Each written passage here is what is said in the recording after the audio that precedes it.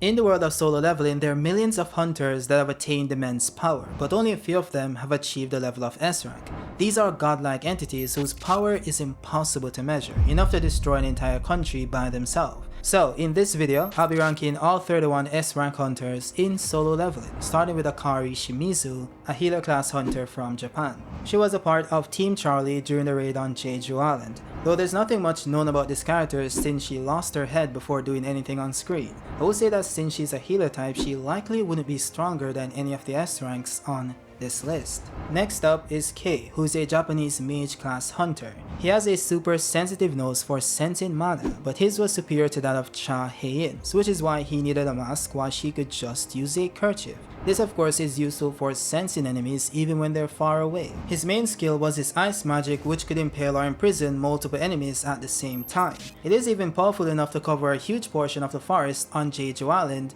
within an instant, though it wasn't enough to stop the Ant King. He also wondered what would happen if he faced off against Korea's S-ranker Choi, which would lead one to believe that they're around the same level, but there isn't really any evidence suggesting that. And given the fact that they were both one-tapped by the Ant King, there's nothing much to go off of there as well. Next on the list we have Ippei Aizawa, a Japanese assassin class hunter. He was also a part of the Jeju Island raid and was grouped with Team Delta along with Kei. And since he's an assassin class hunter, he's more so known for his speed and strength. And though he was also bodied by the Ant King, he was implied to be faster than Kei was while traversing the forest, which would make perfect sense since Kei was a mage class hunter. Next up we have Hyun Suk. This guy originated from South Korea and was close friends with Baek Yoonho. He had the power to generate lightning on a mass scale, which allowed him to defeat multiple enemies at the same time. Now, not much is known about the character since he died during the third raid of Jeju Island, though one can assume that he was a mage class hunter given his usage of lightning. But I would argue that he's a fighter type hunter due to the claws attached to his hands, which are typically used by fighters. I would say that he might rank higher on this list based on some other factors, but I'll address that when we get to Choi. Tatsumi Fujishima. Now his hunter type wasn't revealed in the story for some reason, though I would say that it makes sense that he's a fighter type since his main weapon is a sword. He also has no clear feats in the manhwa since he was one-tapped by the Ant King before he could brandish his weapon. Even so, I wouldn't use this as a downscale since this guy is ridiculously overpowered, but it does make him somewhat interchangeable with the hunters mentioned before him. Next on the list we have Min Byung-gyu. He was a South Korean S-rank healer that retired after his last raid to Jeju Island. In fact, he was the first S-rank hunter in the entire world that got to retire with all his limbs intact, which of course is a great accomplishment. This was likely due to the trauma suffered from the raid itself and the death of Hyun Suk. The crazy part is that he left retirement and entered the raid once again just so he could protect his friend and ended up dying for it. Now, despite what I said before about the healer types, Byung-gyu was a bit different. In fact, he had the combat skills of an A rank along with being an S rank healer, which means he could also take part in combat. He also had the ability to make himself invisible and even buff the stats of multiple hunters at the same time, thus making them stronger and more durable. As for his healing skills, this guy was second to none. He could heal multiple hunters at the same time, restore limbs in an instant, and even bring someone back from a near-death experience. They literally had him reach into whatever this place is and pull Hae-in back to the land of the living. Mind you, this all happened while he was in a nerve state as one of Jinwoo's shadows, so this guy is pretty busted.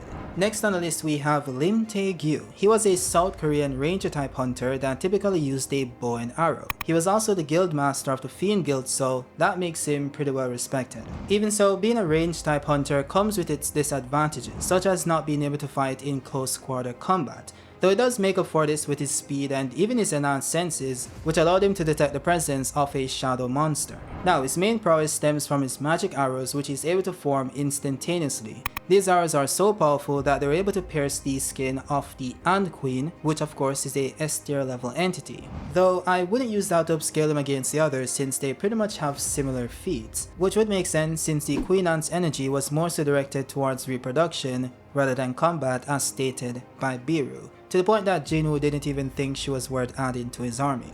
Next up we have Ma Dong-wook. This guy was the guild master of the Fame Guild in South Korea. He's a tank class hunter that was even able to keep up with Baek Yoonho in his beast state and even knock him off balance, though Baek wasn't in his strongest form, so it isn't much to go off of. One of his greatest feats was stopping the Queen Ant's attack, which isn't really that crazy given what I said about the combat power of the Queen. He does have the ability to enhance his power level, which correlates to an increase in size as well. Though while he was able to evenly clash with Tanaka Kenzo, he still lost that fight very quickly.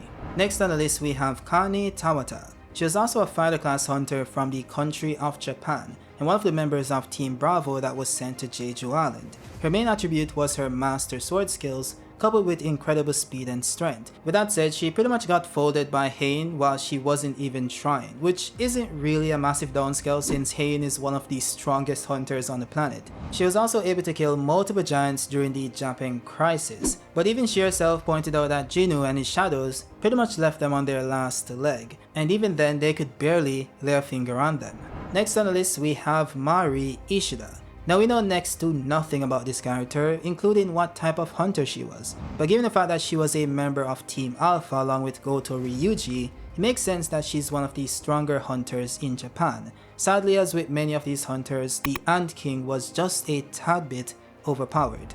Next up we have Monori Oshino. He was also a Japanese fighter class hunter, along with being a member of Team Alpha. Though unlike Mari, he actually had some feats in the story, such as being able to speed blitz Lim Tae-gyu and pretty much ended the fight within a split second. He did show up again during the Japan crisis, but he wasn't strong enough to handle any of the giants by himself, and was pretty much left on cleanup duty along with Kane. Next on the list we have Choi Jong-in. He's the guild master of the Hunters Guild, which is the strongest guild in South Korea, and also known as Korea's ultimate soldier, but we'll address that in a bit. He's pretty much the strongest mage type hunter in the entire country, and also the best wielder of fire type magic. I mean, his magic is so powerful that he's able to destroy an entire building with a single spell. And just like Yoon-suk, he's also able to attack multiple enemies at the same time, and even created flame constructs such as flame dragons, flame spears, and even created a flame prison that would keep out ants that were B level or lower. He's also insanely fast for mage type since he was able to dodge the super fast heat vision of the main statue in the double dungeon. With that said, he might be a tad bit overrated. This was pretty much confirmed in the light novel where Jin was asked if all humans are as strong as he is. He then replied saying maybe two others. The author then clarified that those two were Gunhee and Cha Hae-in. Those two certainly felt stronger than the other S-rankers he had seen. However, other than those two, the S-rank hunters such as Baek Choi Jong-in, and even Lim Tae-gyu didn't feel strong to Jinwoo, especially Choi Jong-in. It seems like the man's title of the strongest soldier was an exaggeration due to his status as the guildmaster of the nation's #1 guild. This means that Jinwoo sees Choi as even weaker than Baek even though he has the title of ultimate soldier. This would make sense since only a few people had ever seen his strongest form at that point in time. Even Hae-in first witnessed it during the 4th raid to Jeju Island. So it does make sense why the public perception was that Choi was stronger when that wasn't the case. Also, when it comes to Hyun-suk, it is possible that he was stronger than Choi as well, as it was stated that only the most skilled mages can use lightning. So at the very least, Hyun-suk would have been more skilled than Choi, even if you believe that doesn't correlate to power. Next up we have Baek Yoonho.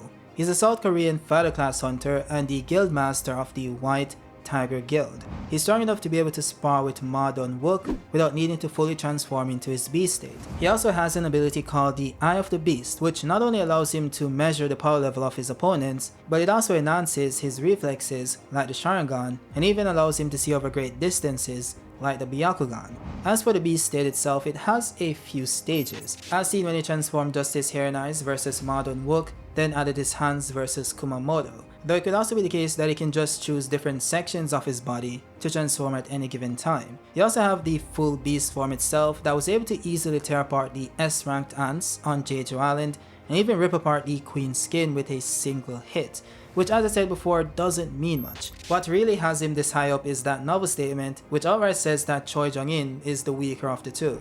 Next on the list we have Reiji Sugimoto. This guy was the vice chair of the Draw Sword Guild in Japan, serving under Goto Ryuji.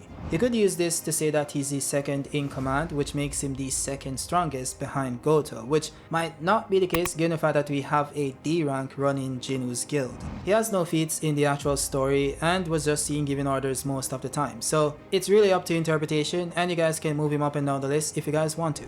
Next up we have Tanaka Kenzo. He was a fighter class hunter from the country of Japan as well. We didn't see much of this guy since he also died during the raid on Jeju Island, though he was able to destroy multiple ants by himself and easily defeated Ma Dong-wook during their sparring match. And though one could brush this off as just a training match, even Baek Yoonho couldn't defeat him. He also said that the Japanese hunters were stronger than they were, and also that he wouldn't have won even if he transformed. Next on the list we have Atsushi Kumamoto. Now, this guy is a weird one, but he's also a fighter class hunter from Japan. He has the typical strength and speed which comes with being an S-class fighter, but he also goes way beyond that once he goes into his berserk state. This happened in his fight versus Cha Hae-in, where after she damaged his face with over a barrage of 14 hits, he instantly went berserk mode and started to overwhelm her, to the point that Junwoo himself had to step in and restrain him. Now, I can't see the argument saying that maybe she wasn't going all out for some reason even while getting viciously attacked, but it is implied that he's just straight up faster in this state. This is also somewhat backed up by Baek Yoonho saying that the Japanese fighters are just stronger than the Koreans, which he would know since he has the power to sense power levels. Though it isn't clear if this power is entirely accurate since he was later surprised by Cha Hae-in's full power on Jeju Island. There's also something else that calls this power into question as well, but we'll get to that part in a bit. Next on the list we have Cha Hae-in. She was a fighter class hunter from Korea and the vice guild master of the Hunters Guild. Upon their first meeting in one of the dungeons, Jinwoo thought she was possibly stronger than Choi, and maybe on a similar level to Chairman Go himself. He also later says that he doesn't know which one of them is stronger, so it could go either way. As for feats displayed in the story, she was able to overwhelm Kane with her speed and easily punch Kumamoto over 14 times in a split second. She was also strong enough to cut off the Ant Queen's head on Jeju Island, but you guys know what I think about the Ant Queen. I think her best feat was being able to easily defeat Igris even with the power of the Demon King's sword. She does also have some reaction feats against Biru, but he was heavily holding back under the command of Jinwoo, so this doesn't mean much. We even saw this when his anger overwhelmed this command and Jinwoo himself had to step in to save her. Though she does have some cool abilities that stem from her master's swordsmanship, such as sword dance, which significantly increased her attack speed, giving her dance-like movements. She also has an ability called Sword of Light, which allows her to transform her sword into pure light, thus increasing its cutting power. This was strong enough to pierce Biru himself, which caused him to rage out. There's also Quake of Provocation, which allows her to create mini earthquakes by pouring her power into the ground using her sword. She also has a super sensitive nose for sensing mana similar to K, but less potent. This allows her to detect the location of enemies and even sense one's power level, which of course is very useful in battle. Next on the list we have Goto Ryuji. Now, this Japanese hunter is a fighter type that's considered to be the strongest hunter in Japan. In fact, he's stated to be the strongest S-rank hunter that went on the raid to Jeju Island, so that of course would put him above Cha Hae-in. He doesn't have any unique abilities per se, just the usual, enhanced strength, speed, durability, known to fighter types. I would say that he's carried by statements, as are most hunters in solo leveling, since he got absolutely embarrassed by Jinwoo during their sparring match, and then got blitzed by the Ant King on Jeju Island. Though I will say that he has the best feat against the Ant King aside from Jinwoo, since he was able to block at least one attack.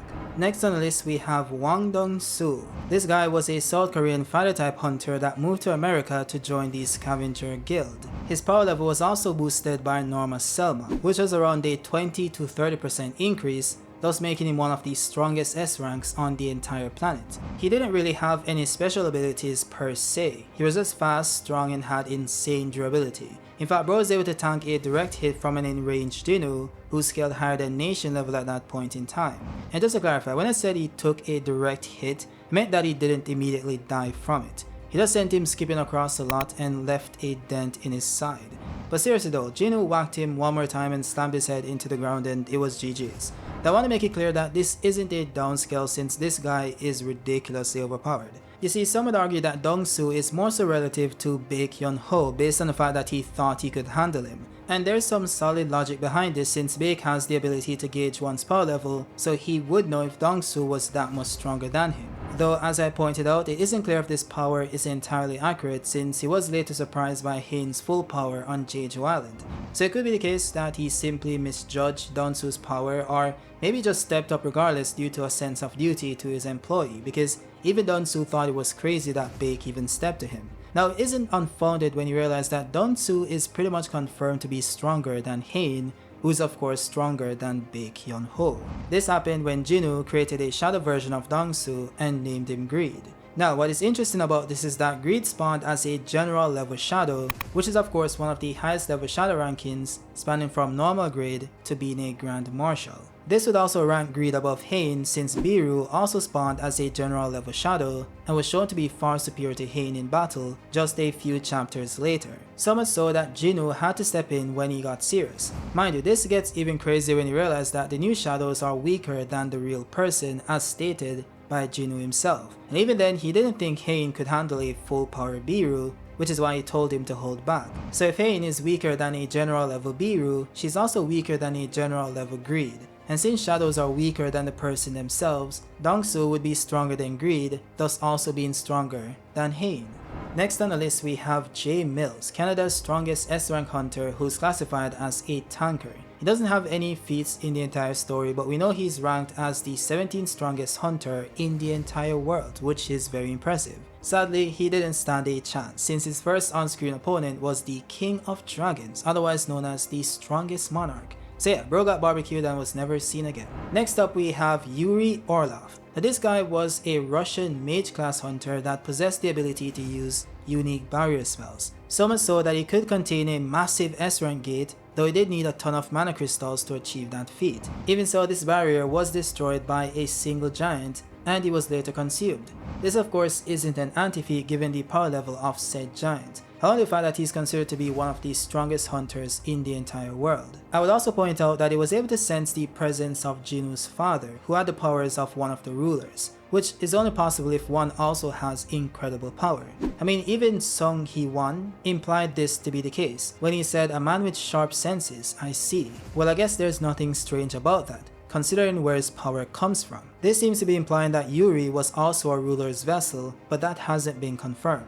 Next on the list we have Lennart Nierman. Now this guy was the strongest hunter in Germany and was also ranked as the 12th strongest hunter in the entire world. He was also a mage class hunter strong enough to sense Jinwoo's massive army hidden within his shadows. His main ability was Charge, which allowed him to summon massive gauntlets around his hands and fire powerful energy blasts at his targets. I would say that his greatest feat in the entire story was pushing the Beast Monarch back a little, but given the fact that it was a surprise attack, it doesn't really say much. Now next on the list is Gunhee. This guy is the chairman of the Hunters Association itself and regarded as one of the strongest hunters in Korea. Now his power is a bit different since he's a vessel of one of the rulers, who are literally divine entities created by God himself, or at least the equivalent to God in this universe known as the Absolute Being who created the universe. He has the ability to use ruler's authority, similar to Jinwoo, which allows him to move objects and people through telekinesis. He was also strong enough to deflect an attack from the Frost Monarch, even broke his ice wall with a headbutt, and cancelled out his ice wave with one of his own. Though it is important to consider that the Frost Monarch wasn't using his full power, as we later see in his fight versus Jinwoo, and that's because he didn't need to. You see, Chairman Go does possess the power of a ruler. In fact, he possesses the greatest fragment of brilliant light out of all the vessels at that point in time. Even so, his body wasn't strong enough to wield that power due to his old age. And no, there isn't a prime Gunhee since the gates opened just around 10 years ago, which would at best mean that he was around 70 when he received his power. And based on his backstory, he had heart issues before he became a hunter. His profession just made it worse over time. So because of this, Gunhee was never able to use the true power of the ruler or anywhere close to it. Not to mention the fact that the power he received from the ruler isn't the entity's true power by default, since no human can truly handle their power, which is why they merely possess the body instead of taking it over as stated by the Frost Monarch. So while vessels of the rulers are far stronger than every hunter, they're not exactly omnipotent beings, which is even worse in Gunhee's case since he's also nerfed by age. You also have two different versions of the chairman as well. While he's possessed by the ruler as he was in the battle versus the Frost Monarch, he surpasses every non-vessel on the planet, and he would also surpass the other vessels as well if he had a younger body, since he has the greatest fragment. Then you have normal Gunhee that Yoonho says is around the same level as Cha Hae-in, who of course doesn't even scale above Dongsoo. So when scaling the chairman, it depends on if you're using his normal form or when he's possessed by the ruler, because there is a significant jump in power between them. Next on the list we have Jonas. He was the strongest hunter in Brazil and also ranked as the 6th strongest hunter in the entire world. Though it's also a ruler's vessel, thus having the ability to use ruler's authority and spiritual body manifestation. We'll address that in a bit. Next up we have the national level S rank hunters, thus ranking them above the power of a normal S rank. They gained this title after defeating Kamish, the boss of the first S rank gate that ever opened. Though it is important to note that all of these guys were vessels of the rulers, which explains their immense power. Starting with India's strongest hunter, Siddharth Bachchan, also ranking at number 4 in the entire world. Though as with Jonas, not much is known about the character in the original story, aside from the fact that he was also a vessel of the rulers, which explains his power levels. This also means that he's able to use the ruler's authority and spiritual body manifestation, as with the other vessels. Next on the list we have Christopher Reed. This guy was one of the 2 strongest hunters in America and one of the 5 national level hunters, ranking 3rd in the world. As a vessel of the rulers, he had the ability to create flames so powerful that it needed 1800 firefighters and 14 of the highest ranking mage types to put them out. This too, along with spiritual body manifestation, made him a bit overconfident, which came back to haunt him when the 3 monarchs appeared and took his life. Next up we have Liu Zhigang, and hopefully I'm pronouncing that correctly. Now he's China's strongest hunter and one of the 5 nation levels, ranking 2nd in the world. He's also a vessel for the rulers as well, thus granting him the ability to use spiritual body, manifestation, and ruler's authority. As for feats on panel, he was able to easily slaughter hundreds of ants that came from Jeju Island, and also off-screen one of the giants that swam across the ocean during the Japan crisis. He's also a fighter type that uses twin swords, so his fighting style focuses on agility and speed instead of brute force. Now I know there are some disputes as to whether he's more powerful than Andre, since the nation level ranking system is more so based on points gained from missions instead of who is actually stronger. The same goes for Jonas, who has the power of a ruler but isn't considered nation level because he doesn't have enough points. I mean, even Jinwoo was later ranked 3rd or 4th even after bodying Thomas, so I think that proves my point. Also, it is said in the novel that Zhigang ranks higher than Thomas, so there's some differences between the manhwa and the novels. I would just say that you can flip between these two if you want to. I'm not really committed to anything. Next on the list we have Thomas Andre himself. This guy is the strongest hunter in America, along with being a nation rank level hunter, ranking number 1 in the world, or 2nd depending on which version of the story you're reading. I would say that he has way more feats, such as pulling out the tooth of Amish the dragon, which was used to create the 2 strongest daggers in the world, which was later passed down to Jinwoo.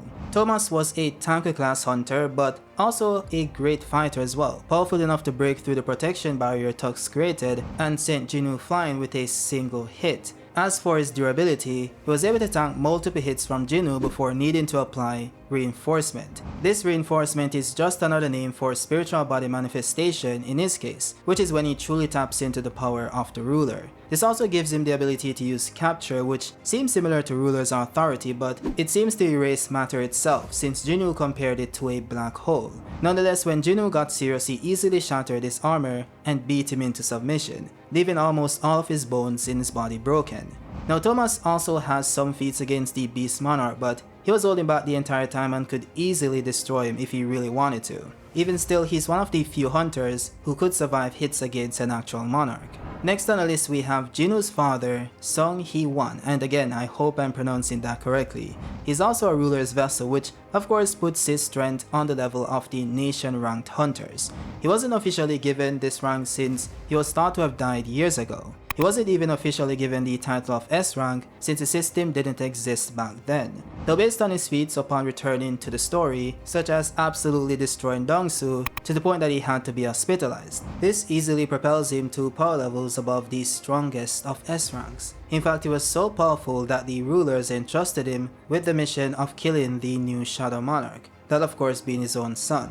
Though upon realizing this, he simply couldn't do it. But luckily for him, the rulers told him to protect Yoonho instead, since they realized that he was fighting against the other monarchs as well. This then led to Il-Hwan, again if I'm pronouncing that name correctly, facing off against the monarchs, where he displayed some insane feats, such as blitzing the Beast Monarch with such insane force that it sent both him and the Frost Monarch crashing into multiple buildings. He was then able to keep up with both the Frost Monarch and Beast Monarch at the same time, being able to block their attacks, dodge their hits, and even land many of his own. Again, these are hits so powerful enough to send the Frost Monarch crashing into distant buildings, and his weapons are strong enough to pierce the Beast Monarch as well. Mind you, Thomas Andre, the strongest nation level hunter, was no match for the Beast Monarch by himself. And here we have Il-Hwan keeping up with two of them at the same time. So this guy is clearly stronger than every hunter on this list. Well, aside from number 1, that of course being Yoonho himself. You see, Son Yoonho is a very special case where I feel like I need to do a separate video by itself just to cover everything in detail. In fact, I might just do that, so let me know in the comment section if you guys want me to. By the way, if you guys are new to the channel and you're enjoying the content, don't forget to like and subscribe. Now, Yoonho is not just a regular S-ranked hunter. I wouldn't even put him in any class per se, since the dude can literally do everything. You need a fighter class hunter? Check. You need an assassin? Check. You need a mage type, a healer, a ranger, a tanker. You have everything literally combined into this one person. Now this all stems from the fact that he's the vessel of Ashborn, the prior Shadow Monarch. This allowed him to access his powers and abilities using the leveling system displayed in the story. This system was created by one of the king's mages using Ashborn's power, and that's because a normal human couldn't wield this power. So the system made it possible to adapt to his strength by gradually changing his body through the leveling process. This allowed him to awaken certain skills over time, such as regeneration, immunity to all diseases and portions, and even an ability called tenacity, which reduces any damage taken after his health drops below 30% by 50%. And then you have the advanced dagger technique, which increases his damage output by 30% if he's using a dagger. He also has active skills as well, such as stealth, which allows him to camouflage with his surroundings and hide all traces of his presence, essentially turning himself both physically and magically invisible. Then you have bloodlust, which allows him to induce fear into his opponents, thus decreasing their stats by over 50%, which is just insane. There's also Quicksilver, which increases his speed by 30%, Mutilation, which targets vital points, and even Dragon's Fear, which releases a mana-infused shout from his soul, driving anyone weaker than him into a state of intense despair and panic. Then there's Ruler's Authority and Spiritual Body Manifestation, which I've discussed before.